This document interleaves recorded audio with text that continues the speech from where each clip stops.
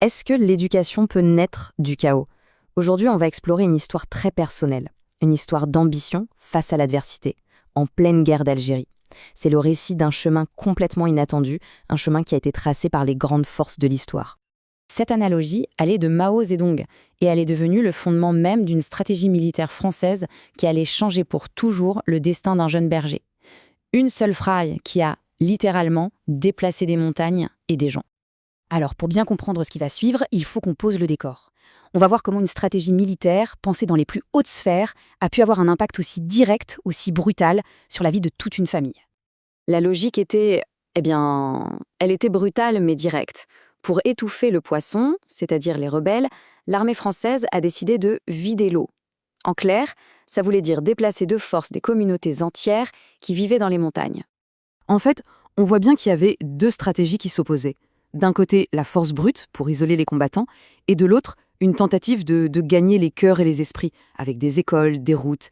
Et c'est justement dans la tension entre ces deux approches que notre histoire va prendre racine. Pour ce gamin de 10 ans, ces grands plans, ce n'étaient pas des concepts abstraits. Non, c'était un ordre direct qui l'a transformé en réfugié sur sa propre terre. On imagine le choc de voir tout laisser derrière soi du jour au lendemain. Mais c'est au milieu de tout ce chaos, de ce déplacement forcé, qu'une école, une de celles construites dans le cadre du plan de Constantine, va représenter une rencontre totalement inattendue. Une rencontre qui va tout changer. Officiellement, la porte de l'école lui était fermée. Trop âgé, trop grand. Il n'avait, en théorie, rien à faire là. Mais la curiosité l'a poussé à accompagner son cousin, et ça, ça l'a mis au bon endroit, au bon moment. Parfois, le destin, ça tient à pas grand-chose. Il a juste demandé une feuille de papier à un enseignant, et là, en imitant simplement ce qu'il voyait, tout un monde de possibilités s'est ouvert à lui. Il faut imaginer ce moment. Pour la première fois, il ne tient plus un bâton de berger, mais un instrument de savoir. Et voilà, à cet instant précis, l'outil de son passé a été remplacé par l'outil de son avenir. Ce moment, c'est l'étincelle qui a allumé en lui un désir d'apprendre absolument inextinguible. Alors, armé de cette nouvelle passion, il s'est lancé dans une quête déterminée pour trouver une salle de classe. Sauf que, il ne s'est heurté qu'à des refus, encore et encore. Pendant des jours, il a arpenté les rues de Kenchla. Chaque porte d'école était un nouvel espoir. Mais chaque porte s'est fermée. Il a frappé à toutes, vraiment toutes, en espérant qu'une seule s'ouvrirait. Voilà ce qu'il entendait, sans cesse, un rejet brutal, humiliant, basé uniquement sur son âge et sa taille. Une phrase terrible qui niait complètement son rêve. Alors que tout semblait perdu, que toutes les portes s'étaient fermées, sa persévérance a fini par payer. Mais dans une salle de classe, disons, peu conventionnelle, qui lui a finalement donné sa chance. Il faut visualiser la scène. Une seule pièce, avec 3 niveaux scolaires différents. Sans la moindre hésitation, il s'est assis au premier rang, avec les plus petits. Il était prêt à repartir de zéro. C'est ça, la pure détermination. Et le résultat? Il est juste stupéfiant.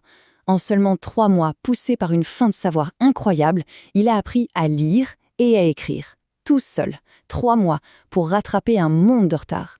Son instituteur était sidéré, il n'en revenait pas. Mais au-delà de sa surprise, cette réussite incroyable montrait surtout que la volonté de ce garçon était bien plus forte que toutes les barrières qu'on avait mises sur son chemin. Son esprit avait trouvé un passage là où il n'y en avait pas.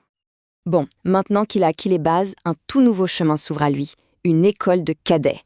Une promesse d'avenir qui commence par un voyage et par un souvenir inoubliable. Son statut de fils de Shahid, un martyr de la guerre, lui donnait droit à une place dans cette nouvelle école. Alors, accompagné de son oncle, le voilà parti pour 2 heures de bus en route vers le prochain chapitre de sa vie. Mais avant d'arriver à l'école, ils se sont arrêtés dans un café. Et ce qui s'est passé là est devenu un souvenir fondateur.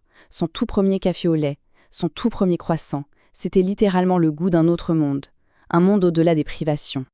L'impact a été si fort que, plus tard, quand il n'avait pas d'argent, il s'arrêtait juste devant la porte du café. Pas pour acheter, non, juste pour respirer les odeurs. C'est devenu son petit rituel, un lien avec cet instant de paix, et surtout avec la promesse d'une vie différente. C'est fou de se dire ça, non? Comment un simple goût, une simple odeur peuvent contenir tout le souvenir d'un monde en train de basculer. Pour ce jeune garçon, le voyage de berger à écolier a été marqué par les portes closes, bien sûr, mais il a surtout été défini par ce souvenir, l'odeur du café. C'est devenu le parfum d'un avenir qu'il était enfin prêt à conquérir.